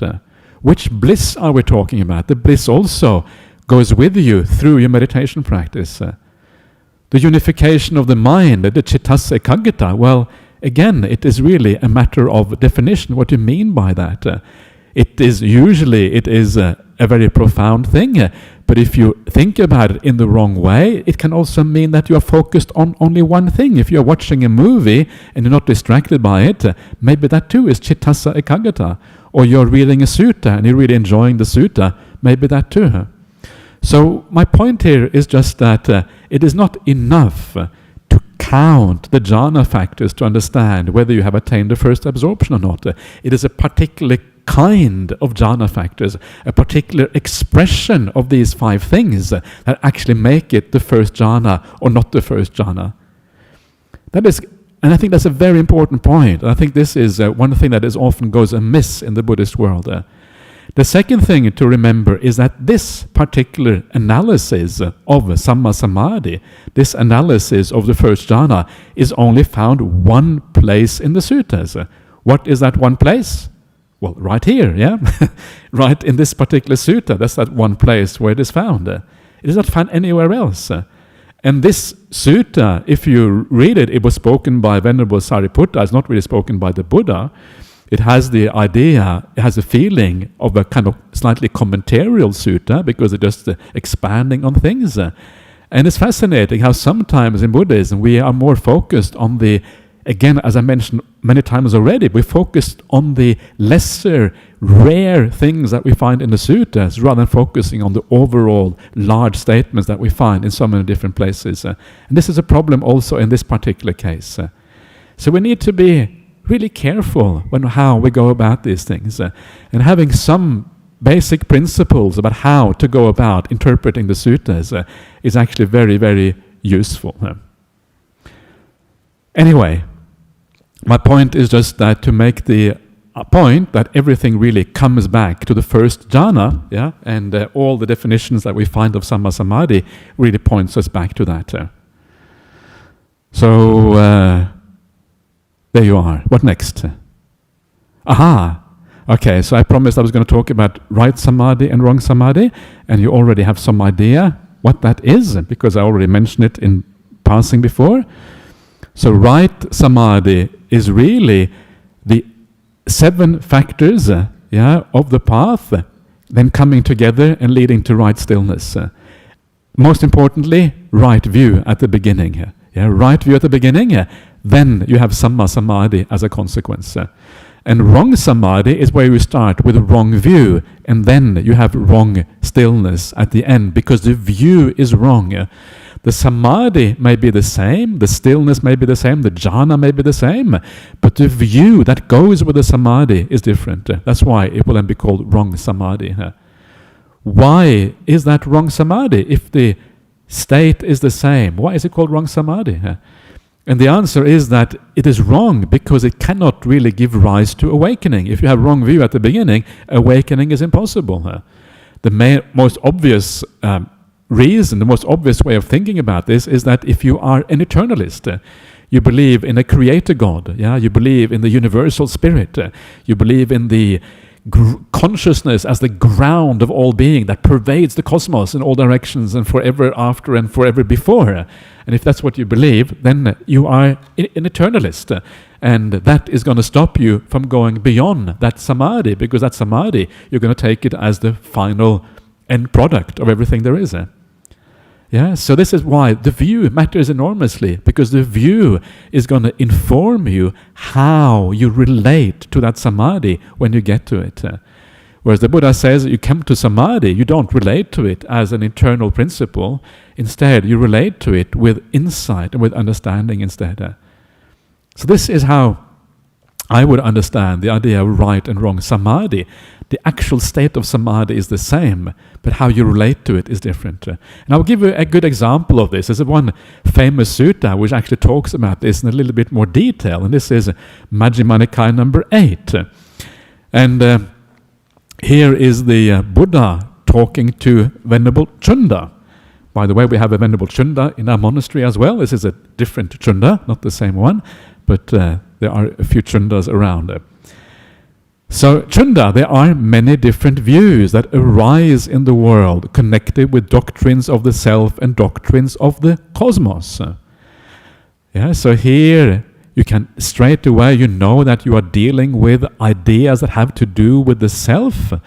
Whether the cosmos is just another way of thinking about the self in the ancient Buddhism, the loka, world and self are often exactly the same thing. And this has to do with kind of the Brahmanical idea of the Brahma kind of being behind the cosmos and all of these kind of things. So here we are dealing with eternalist and annihilationist doctrines straight away. You know that because these are precisely the views that are connected with the self and the cosmos. So this is what we're dealing with here. The various kind of views in the world. Not really the Buddhist view, but other views. A mendicant gives up and lets go of these views by truly seeing with right wisdom where they arise, where they settle in, and where they operate. Yeah, so these views that exist about the self, well, once you understand that the self is just artificial construction of the mind, there's no such thing in reality, of course, then you give up those views about the self because you realize they're crazy, because that self doesn't even exist, that you have views about. So what is it that you see? Well, this is what you see. This is not mine. I am not this. This is not myself. You see the five khandhas as they actually are. Once you see their emptiness, as Eddie quite correctly pointed out before, once you see that emptiness, then you know that all the ideas of a self are baloney. No, they are wrong. Yeah, they don't work out. I like the word baloney. It kind of sounds good. There was a title of a book called "Why Materialism is Baloney," and then recently I gave a talk on why secular Buddhism is baloney. Anyway, that was good fun, by the way. I enjoyed those kind of talks. I'm a bit naughty, but I enjoyed anyway. So I apologize to all those people who don't agree with that. But anyway, let's carry on. So carrying on a wrong samadhi, the Buddha says, it is possible that a certain mendicant, quite secluded from sensual pleasures, secluded from unwholesome qualities, enters and remains in the first absorption, right? So you enter the first jhana state. They might think they are practicing self-effacement. Self-effacement here is the idea of getting rid of the idea of a self. You are self-effacing is really, what is the Pali word here again? I forget now. Saleka, that's right. So saleka literally means to erase something. It's like taking an eraser and erasing something. So you think that you are erasing the self by practicing the first jhana. And it's very fascinating when you listen to some of these kind of usual teachings that you will hear in the Brahmanical culture, you will hear about the Hindus, you also hear about it in Buddhist circles as well, unfortunately, is that they will say that these states that we have attained are non-self states. You go into a jhana, you say there's no self here. So surely we have attained non-self. It's a very tempting conclusion because there are things about the jhanas and samadhi that are very similar to the idea of non-self. There is no sense of agency anymore, and the sense of agency is one of the most foundational aspects of the idea of I am. I am the doer, I am the agent in my life. Take away the agency and it really feels like you have no self anymore. So these are non-self states. Even more important is that in these states, because there is no thinking that is possible, you cannot think I am in those states. So they will argue, well, the thought I am is gone, and because the thought I am is gone, it means that they are selfless. But actually, that is not the way Buddhism works, because the Buddha says there's something called the asmiman anusaya. Asmiman, asmi means I am, mana is conceit, the conceit I am, anusaya is the underlying tendency. So there is still the underlying tendency to the conceit I am. So when you come out of that jhana, you think back, you think, yeah, that is me. I am that. This is the real self. There was no self in that state. That must mean I am that state. Wait a minute. So the idea here is that it is not enough that the state itself is without an I am. It should also be possible to think of that state as I am. If you take that state as I am, if you reflect on that afterwards, you still have the problem. You still have the asmiman anusaya, reflecting on that state in the wrong way. So the idea of non-self is very profound. You should never take anything at any time as I am. If you do, you have a problem. So that's why the Buddha is saying, you're not actually. They think they are practicing self-effacement, right? But, says the Buddha, but in the training of the noble ones, these are not called self-effacements. They are called blissful meditations in the present life. So jhanas are not sufficient in their own right. They also require that idea of right view coming with them. And when the right view comes together with the jhana state, you no longer take these things to be non-self, but you understand that even the underlying idea of I am that is a problem. That is when you understand these things in the right way. So this is Majjhima Nikaya number 8. Now, Sometimes this particular sutta, the Saleka Sutta, Majjhima number 8, is taken to mean that we should not practice jhanas, that they are dangerous because you get attached to an idea of self or whatever. But actually that's not what they're saying at all. All they are saying is that we need to not take the jhanas as an end in themselves. This is not the end of the path. This is not what real understanding of non-self is about. It is much more profound than that. This is really what it is saying here. So it's important to get these things right. Is anyone following me in this? Am I making any sense to anyone? Or am I just talking? Yeah, okay. Yeah. Yeah. Yeah. Okay, excellent. Yeah, okay.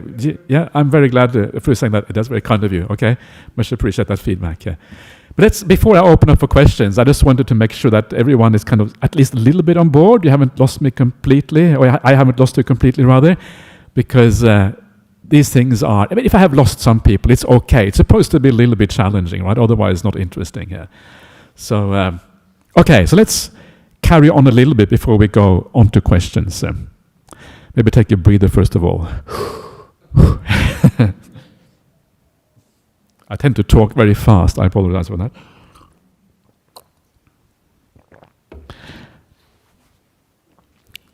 You have no idea how fast I used to talk. Yeah, I'm really slow now compared to the old days. You probably wouldn't believe that, but that's actually true. So, all right, let's carry on. Okay, so now I'm going to just very briefly have a look at the idea of how jhana meditation works. This is the last thing I will have a look at today. And again, just to focus on a few kind of salient features of this that are, I think, really important to understand the process. So this is the same sequence we looked at before, but now I'm going to talk about it in a slightly different way. So we start off with good morality, with sila, living well. From that comes non-regret. From that comes joy. From that comes the rapture, the piti. See the Pali words there, for those of you who like Pali words. Pamudja, piti, tranquility, passaddhi, then the bliss, the sukha. Then comes the stillness based on all of that. So the point here is that the way that the samadhi meditation works is that you have to go through all of these stages before you get to real stillness. Yeah? And as I said before, there are 2, maybe 3 main, or it depends on how you think about these things. You can talk about them as qualities of the mind, but the 2 maybe most important qualities of the mind that you are developing by developing samatha meditation are calm, or passaddhi, tranquility on the one hand, and happiness or joy on the other hand. Yeah? These 2 things are getting strengthened throughout and becoming more and more powerful until eventually they lead you to the stillness of samadhi. Now there's a very important point, and this is exactly the point I was making before, is that when we talk about the first jhana having 5 factors, it is not just any piti, not just any sukha that actually is sufficient, right? It is not any vitakka vichara, it is a particular quality of this. And what you see here, and what is so remarkable about the meditation practice, is that there are so many levels of happiness and joy before you get to samadhi. First of all, you have the joy, the pamudja, then you have the rapture, then you have the tranquility, then you have the bliss. It's like one bliss more profound than the previous one. Yeah, one thing leading to the next one. If we go to the Anapanasati Sutta, it is even more divided up. There are even more steps. So this is why we have to be so careful with saying that rapture is samadhi, because there are so many degrees of this rapture, and all the preliminary degrees are nowhere near actually the level of jhana yet. So you develop it, you take it deeper and deeper, improving the bliss, improving the happiness, improving the tranquility, making it more and more profound, giving rise to more and more energy, the mindfulness becoming sharper and sharper, the body fading into the background more and more, the senses disappearing, the mind getting more and more clarity, less and less hindrances, the power of the mind, the luminosity brightening up all the time, until you, it's this is an amazing, an extraordinary path. And you wonder, I remember this is another famous Ajahn Brahm quote, there comes a point, says Ajahn Brahm, you wonder if you're able to take so much bliss. Isn't that amazing? Isn't that kind of, I don't know, there's something about that which is so attractive. You wonder whether you can take so much bliss. That's the kind of path I would like to practice on, right? If that is your only concern, whether you can deal with all the bliss, well, you know you're on the right track somehow. Isn't that the case? It's like, whoa, this is special. So this is what it is about. So you need to remember these things come in a large number of degrees. It is not just a matter of counting the jhana factors. You have to understand exactly how, what they are, the particular quality they have. Develop these things until eventually you come to samadhi. And so, I was saying before at the beginning how samadhi is kind of the cause for yata buddha nanadasana, for seeing things according to reality, for the right knowledge and right understanding. And I sort of said that vipassana meditation, there is no such thing. And people, and that is true, there is no such thing in the suttas as vipassana meditation, but still there is the idea of contemplation, of reflecting, of understanding. And this, in this process, that is actually where that comes in. You may not be able to see it in this process. There is nothing here that says contemplate. It just says more happiness upon more happiness. But in meditation, there is a tendency to plateau. You come to a certain level and it doesn't go any further. Why does the meditation not go any deeper? Why does it stop at a certain point? And the answer almost every time is that you are attached to something. There is something that you are holding on to that stops the meditation from going deeper. And so that is where the idea of contemplation comes in, right? That is why that is so important, because the contemplation, it is what allows us to let go of things that otherwise we hold on to. So we learn to think about the world in a particular way. We learn to think about the body in a particular way, the five senses in a particular way. And as we do that, we are clearing away the barriers and the hindrances that block this process from going deeper. We are unblocking the path. We are clearing the path, or whatever you want to call it. And then the process goes deeper as a consequence. So there is a place for contemplation. It is not just about sitting down and watching the breath.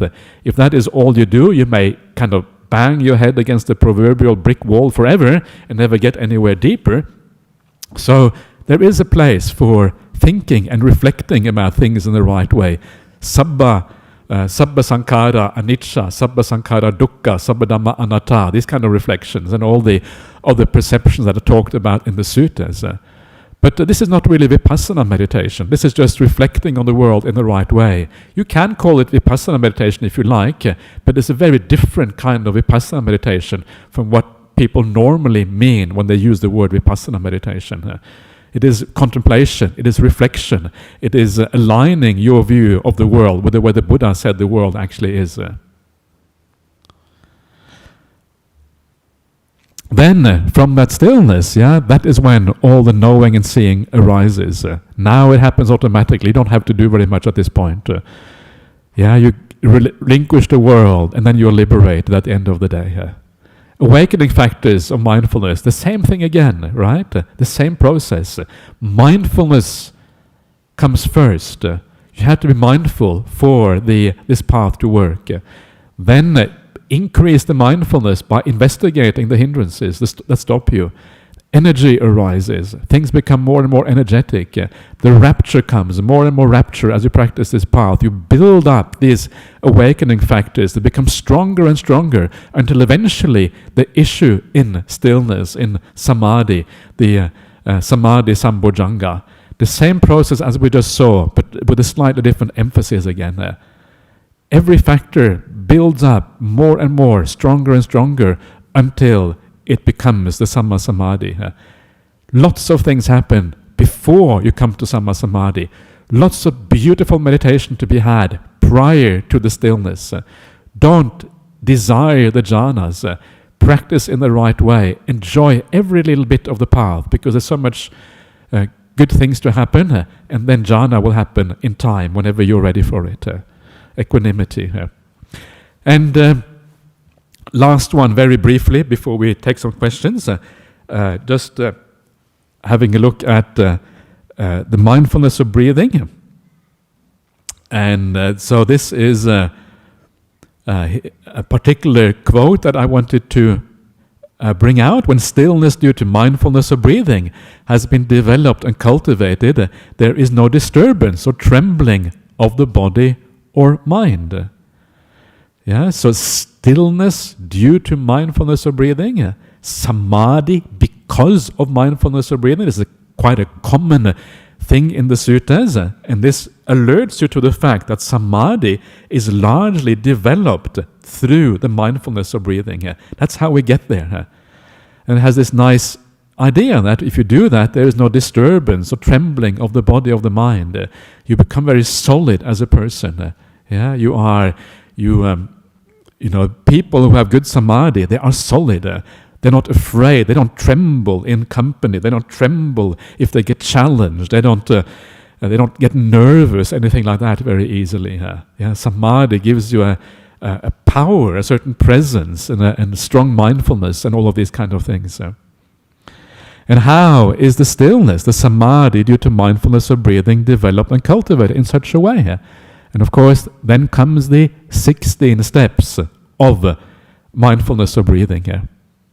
Knowing the heavy breath, knowing the light breath, knowing the whole breath. Stilling the physical processes, which basically means stilling the breath. That's the physical process that really remains at this point. Experiencing rapture, experiencing bliss, experiencing mental processes. That just refers to more of the same. Yeah, it refers to rapture and bliss, really, and any other kind of subtle process that are left at this particular time. Stilling the mental processes. Yeah, you start to see a pattern here. It's about stilling, and it's about happiness and bliss. Yeah, stilling and bliss. Passaddhi and sukha. Tranquility and joy. Yeah, this is kind of the theme that recurs with samadhi again and again and again. And there is innumerable experience of this before you get to the real samadhi. Experiencing the mind. This is what I was saying before, Eric. This is kind of the idea where the mind, this is where the nimitta starts to arise, right? Experiencing the mind. Chittang patisangvedi. Gladdening the mind, gladdening that nimitta, more bliss, more happiness again. Stilling the mind, more stillness, right? It just goes on and on and on in this way. More stillness, more bliss, more stillness, more bliss. Deeper and deeper and deeper. Starting with feeling, starting when the body is present, and the body fading away, the nimittas taking its place, the light in the mind, etc. Then, the very end comes the idea of freeing the mind. This is the 12th step of the Anapanasati Sutta. There is 4 more steps after that, but these last 4 have more to do with insight and understanding. Freeing the mind is the last thing we do, and when you free the mind, what happens? You enter jhana. That is the idea of liberating the mind. You're liberating it from all the things that oppose the jhana. 5 senses, 5 hindrances are the main thing. You let go of that, and then you can enter the jhana. You are freed from the, what we saw before, the encumbrances, or the, what was the word that was used again? My mind is getting a little bit tired now, so what was anyway, it doesn't matter, the kind of enclosure or what in the 5 senses. The mind is now liberated, and then again we see the jhanas emerging out of this process of a gradual improvement, gradual development of all of these amazing and marvelous qualities. So, I will stop there. We only have a few minutes left. So I would now give you the chance to say something if you want to add something, or you want to ask questions or comment or whatever. Please do so now. Ajahn, before I do the question, is there someone by the name of Dylan Jayatilaka who's here? Okay. All right. Questions? Go.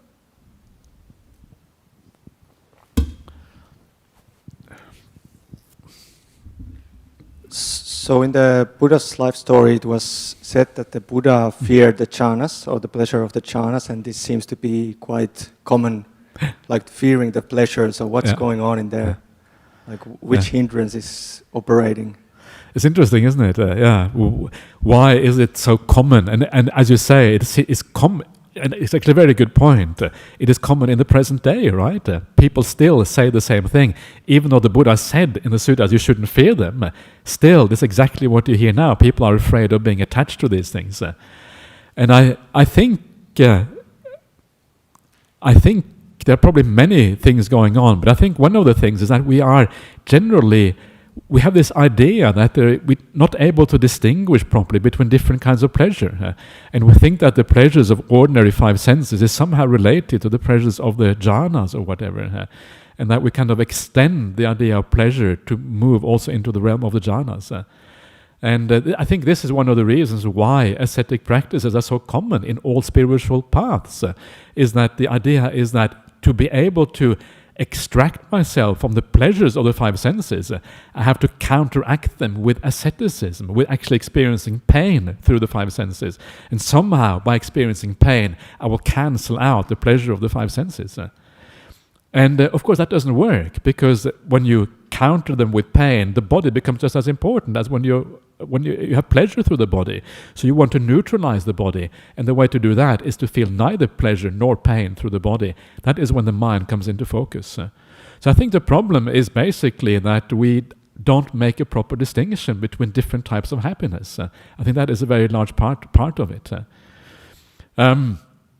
It is true that if you deal with the pleasure of samadhi in the wrong way, it can become a blockage on the path. I mean, of course, it can happen. There is, in fact, only one sutta in the entire Pali Canon which talks about that.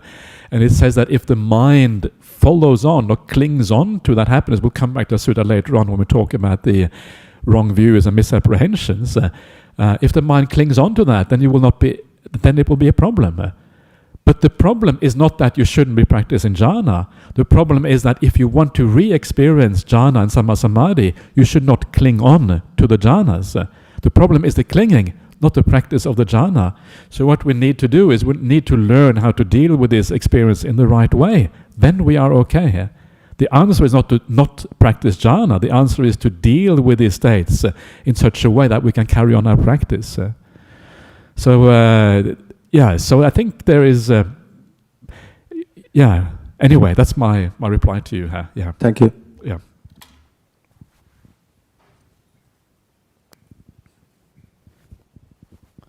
Ajahn, is the formula quite secluded from sensual pleasures equivalent to giving up grief and covetousness for the world? I say it is not equivalent. Because giving up grief and covetousness for the world, or giving up aversion or desire for the world, loka abhijjadomanasang, that is what you find in the Satipatthana formula. And Satipatthana, you are still in the process of achieving samadhi. You're still on the way.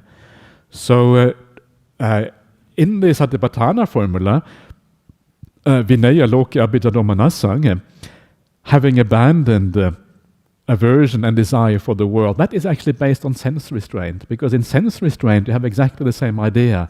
You have abhijja domanasang anbasaveying. You don't allow the mind to be flooded by aversion and delight in the world. That's what the purpose of sense restraint is, to stop the mind to be flooded with these things. And then when you come to Satipatthana, because you have given up these things to some extent, that enables you then to practice mindfulness of breathing, etc. Then you use the mindfulness of breathing to overcome any remaining attachments that you may have. That is when you come to the jhana formula, having abandoned the five senses completely. So one is less complete than the other one, and you kind of carry it. That's my understanding of that. Yes, please. Hi, Ajahn. Can you please explain the difference between the rapture and the bliss?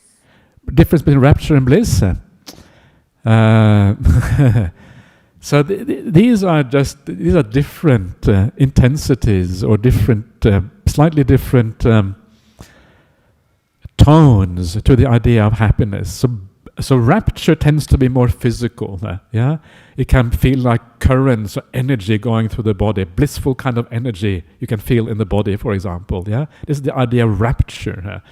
So it has often a more physical feeling, and because it's more physical, it's a bit more disturbing because it relates to the body. It's not as tranquil.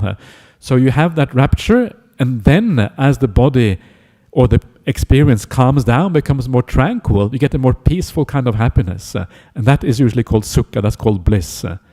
So when you look at the process we saw before, it has rapture, then tranquility, then bliss. So tranquility is the thing in between that makes it go from rapture to bliss, yeah, from piti to sukha. So it is a more peaceful kind of happiness, basically. But the two are very closely related, and it's actually very hard sometimes to really differentiate them completely. And it really depends on how you define them and how you look at them, because even in the first jhana, it is actually said to be rapture present. So it's just degrees, really, of these things to one extent or another. Yeah. John, can I ask 2 questions online first? Please, yeah.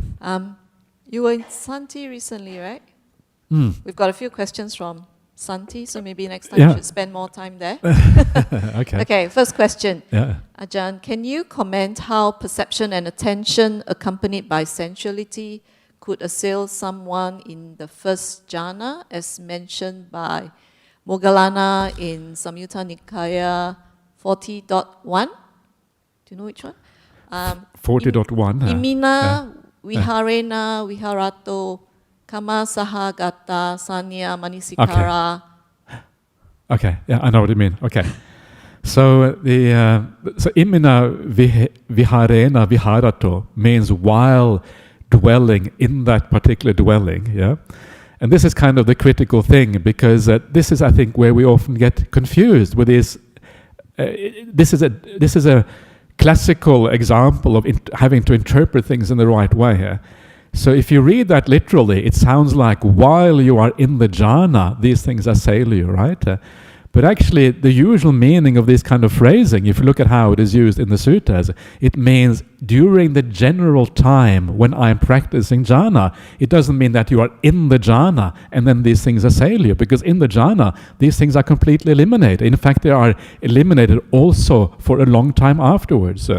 So what it really means is that during the general time when I am practicing the jhanas, including the time when I'm outside of these states, these things assail me. Yeah, you look at the world, you look at people, and suddenly you kind of get attracted to something, and your mind then goes for those things, and then you lose your ability to enter jhana again as a consequence. That is how I interpret that, and I'm very happy to give some references for that if that is required by Santi Monastery here. Okay, another question from the nuns there. The 5 jhana factors are given everywhere in the suttas, and I'm sorry I couldn't get the point you were trying to make, comparing it to MN 43. Could you explain, please? Well, I think the 5 jhana factors as a set and said to be 5 factors of the jhana is only given in that particular sutta. I don't think they are given in that way anywhere else. And I think elsewhere you can say that they are implied or whatever, and it's not as if they are wrong or anything like that.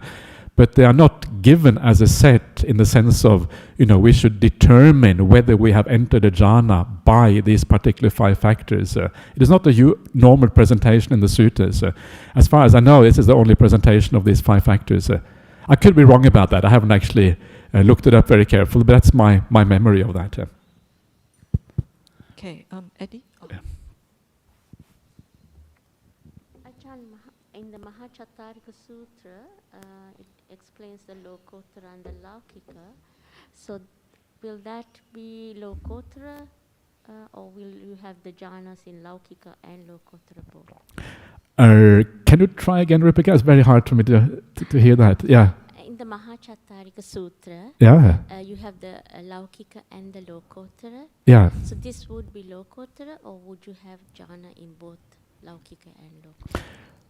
Well, the Majjhima 117, the Mahachattarika Sutta, the only things that are Lokya and Lokuttara are actually the first 5 factors of the path. The view and the silas.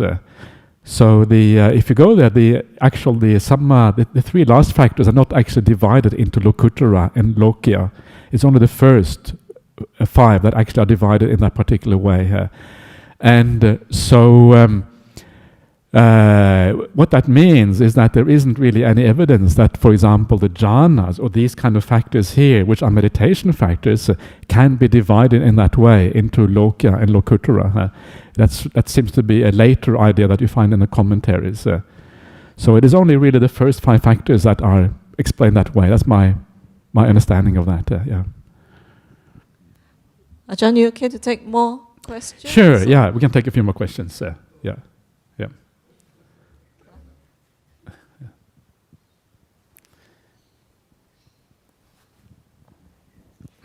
Firstly, thank you, Ajahn, for today's session, because it's really good to hear there's a lot of rapture and bliss, not just jhana. And it comes even after that. So there's so much to experience that's made my mind very happy. Thank you. Good, excellent. Sadhu, sadhu. It's a very nice comment. So my question to you is, I came to Buddhism from suffering. 4 Noble Truths. Yeah. So I think some of the practices, because I did meditation without understanding the Dhamma, just experiential. Yeah. So from suffering comes wisdom and insight into the 3 characteristics. Yeah. I want to ask you, because I've read things where the wisdom and the concentration, or stillness, go hand in hand. And one goes first and then the other. So initially, I think I had the wisdom and then the concentration would catch up. But I noticed that's a very hard road to take. So that's why I want the Sammāsamādhi, because it seems more joyous and more easy. So I just want you to say, tell me how the 4 Noble Truths and the practices of both wisdom and Sammāsamādhi sit together. Yeah. Okay. So, yes, you need some kind of wisdom to get started. I mean, that's what right view is about. Right view is really just another way of thinking about wisdom, right? Right view at the very beginning. So you have some idea of suffering, and that kind of leads you on. That's exactly true. Actually, that reminds me of one of the questions from the breakout group, was the idea that you have to have more suffering in your life to be able to practice. But it's not that you have to have more suffering, it's that you have to have a more understanding of suffering. That's what it is about. It can be just more insight into the nature of your life. That is really what you require, because often we don't understand the difference between happiness and suffering properly. We think that those things in life that actually are suffering, we take them to be happiness. And it's that insight into suffering and happiness that really is the significant one. We don't have to kind of go and put our hand in the fire to understand suffering, right? Then that would be kind of silly and counterproductive. We don't have to experience more ordinary problems. What we need is more insight into the reality as it actually is. So yes, that is true. And the more you understand that, the more easy the path becomes, and the idea that wisdom leads to samadhi is obvious, because if you have wisdom is precisely the understanding of dukkha, what is dukkha in the world, and if you see things as dukkha, you will abandon them. So if you understand that the 5 sensory world is dukkha, you abandon it, samadhi becomes incredibly easy. So these things are very, very closely related to each other. And so really it is the depth of that wisdom that is the issue. The deeper the wisdom is, the easier becomes the samadhi. The better the samadhi is, the more becomes the wisdom. The 2 basically go hand in hand. And this is why a bit of contemplation together with meditation practice is very powerful. The 2 building with each other basically. Yes, Huitong, please. Yeah, Ajahn. So I leave it to the last part, this one, which is more peripheral. Yeah. So looking at the 4 jhanas, right? Yeah. Is there any external observables that external party could see, like the length of time in the jhanas, in the successive jhanas, and the physiological manifestation? Because the reason why I asked this is because I remember from a Chinese association that the young monks would comment years later that old monk, they try very hard to see if there's breathing, there's no breathing for a long period of time, that kind of thing. So any correlation to external observables? There is, yeah. I mean, generally speaking, you will see that someone in the jhana that will be extraordinarily still. They will be like a rock, like a tree. They will, you look at them, you think they're dead, basically. If you think someone is dead, but they're not, they're still warm, you think, dead? No, still warm, okay, can't be dead. Okay, so it must be jhana. That is one of the ways of knowing that, right? So, yes, of course. And according to the suttas, get to the 4th jhana, the breath stops completely. In fact, at 4th jhana. The 4th jhana, no more breathing. Probably already in the 3rd jhana, 2nd jhana, the breath is so subtle you wouldn't notice that anymore. You wouldn't be able to tell if someone is breathing because it is so subtle. But in the 4th jhana, it stops completely.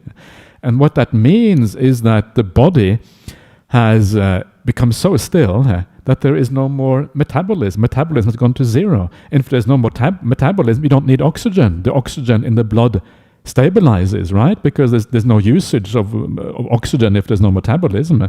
So it's like everything goes into this kind of state. What do you call that state? Where kind of nothing happens. What do you call that kind of state? Kind of a not coma. No, coma. Stasis still physical activity. Of course there is. Yeah. There is I think it's a word for that. But anyway, it escapes me now. The body is still warm, right? Body is still warm, yeah. Body is still warm. There's still minimum metabolism happening. Yeah. Because the Chinese will talk about the breath of the turtle. The what? The breath of the turtle. That means like the turtle, they're buried in the mud, right? There are lengthy periods. The turtle is buried in the mud. Okay. Yet after the season comes, the turtle will break out. Okay. There's no breathing. They call it the breath of the turtle. Breath of the turtle. Okay, that's interesting. Okay. Also, there's no breathing. It's warm. Yeah. And then, by the season comes, you break out again. That's a new. That can be your Dhamma talk, Huitong. Next time we talk about it. No, why not? Why not? Everyone has to have the new ideas, right? Observables, how that correlates to. Sure. Yeah. I see what you mean. Yeah. No, that's interesting. I'm going to look that up on the internet afterwards. The breath of the turtle and see what it says. Thank you. Ajahn, it's 2:40. You want to finish the session, or Eddie ask the last question? Eddie we can't stop Eddie. That's impossible. So, yeah. I thought if it's not meant to be, not meant to be. Ajahn Brahmali, thanks so much for today's workshop. I learned a lot within this short time. Okay. Yeah. My question to you is regarding the bliss. The bliss of samadhi. Yeah. In relation to the jhanas. Yeah. First 2 questions, okay? The first question is the bliss experience continuous, continuous like we sleep 8 hours, like all the time you have bliss, or is it just like against the momentary bliss of our human orgasm, okay? That's the first. It's related, yeah. And the second one is, does the intensity of the bliss increase, as we grow higher? It's continuous. One of the points is that the bliss of samadhi is something that is stable, and it is not perfectly even. I mean, of course, when you enter a jhana state or whatever, it is going to be perfectly even and stable. Mm-hmm. But prior to that, there's always going to be some fluctuation because the mind is not perfectly stable. There will be some fluctuation, but it's not momentary. It is not kind of short. It's not like bursts. It is a kind of fairly even state with some fluctuations to it. That's how that bliss normally will be felt. And then ideally, as you experience the bliss, it will ideally increase. Ideally, it will become more and more profound, more and more still, more and more more and more delightful as you keep on practicing. Yeah. So, just is the bliss like is very intense in it? If it could be. Intense, sure, but extremely intense. Yeah, super intense. Much better than any other kind of bliss or happiness you can have. Yeah. But okay, I better stop now. I'll be going more. Yeah. Yes, because we are live streaming this, Eddie. Yeah. Okay. Ajahn, one last question. Ben, okay. Ben, I can't stop Ben. So please, Ben, fire away. Yeah. Thank you for the great talk, Ajahn. Yeah.